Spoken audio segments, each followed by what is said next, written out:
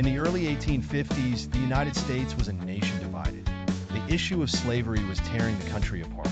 Amid this turmoil, a new political force began to coalesce in the North, driven by a shared desire to prevent the expansion of slavery into the Western territories. This movement would eventually give birth to the Republican Party. The origins of the Republican Party can be traced back to several anti-slavery factions. One of the most prominent was the Free Soil Party, which was founded in 1848 with the slogan "Free Soil, Free Speech, Free Labor, Free Men." This party opposed the spread of slavery and championed the rights of free workers.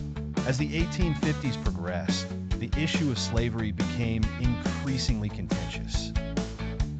The passage of the Kansas-Nebraska Act in 1854, which allowed territories to decide for themselves whether to permit slavery, was a turning point. Many Northerners were outraged, seeing the act as a betrayal of previous compromises that had limited the spread of slavery. In response, anti-slavery groups began to unite. On July 6, 1854, a meeting in Ripon, Wisconsin, was held where the name Republican was suggested for the new coalition. This name was chosen to hark back to the early Republican ideals of liberty and the public good. The Republican Party's first national convention took place in 1856 in Philadelphia. John C. Fremont was nominated as the party's first presidential candidate. Although he did not win, the election was a success in solidifying the Republican Party's identity and its base of support. The election of 1860 marked a definitive moment for the Republican Party.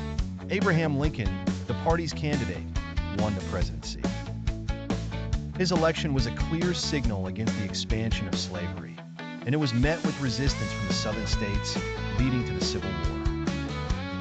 The formation of the Republican Party was more than the creation of a new political entity. It was a reflection of a nation grappling with its highest ideals and its darkest practices.